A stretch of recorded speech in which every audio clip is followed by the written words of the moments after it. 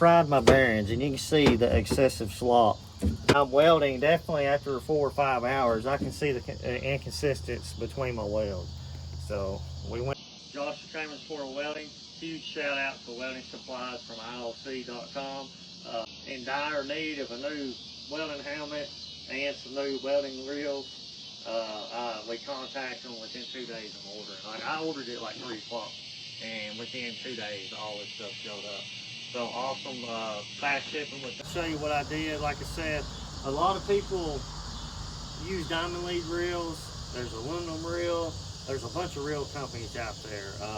I just went ahead and went back with diamond leads on this truck because we already got the space for it, and I know this reel set's going to mount where I got the original one at. I'm not down in diamond lead reels. It's been really good reels. This second set, I'm just going to make sure I pull my leads all the way out. Definitely if I'm doing arc gouging. So I will pull this negative out for my ground, and I'll kind of show you what I'm talking about here.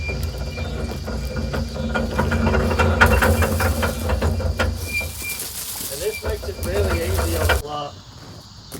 Welding lead reels are a thing to have.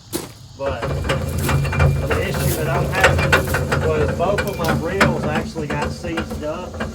And when we was working a stake job up on the side of Signal Mountain, our Mexican helpers got tired of hand rolling them around the reel where they's frozen, and they actually got them broke loose.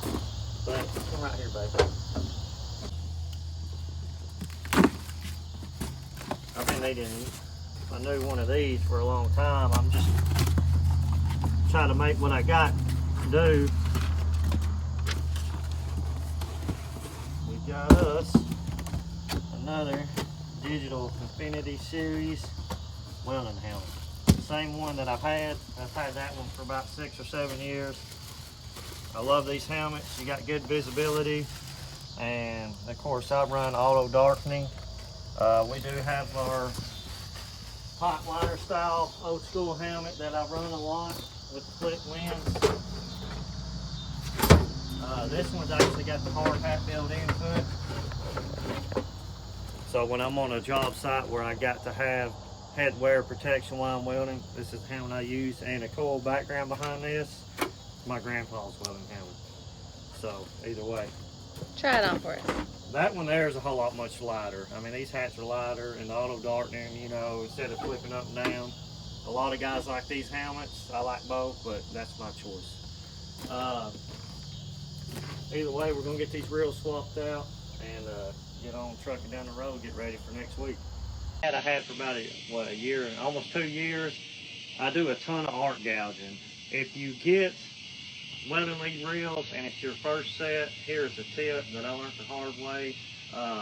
You don't want cross arcing. And what I mean by that is you don't want to leave, if you're running 80 or 100 foot of ground, 80 or 100 foot of single lead, you don't want to leave 75 or 80% of your leads rolled up on your reels. You want to drag your leads out, that helps them where they can air out while you're welding, they stay cooler, and you stop yourself from cross arcing.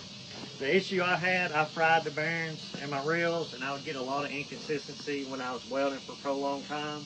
I don't believe it's quality issue. It was more of a user issue, and it's something I learned the hard way. So if you get you a set of reels, I don't care what brand they are, drag them things out. That's the whole reason to put these reels on there, to make dragging out and dragging up a whole lot faster.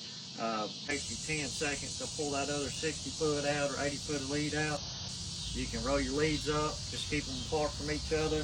Follow us on our social media page. Grab you a hat, help out the local high school welding program with donations that we're giving to the program.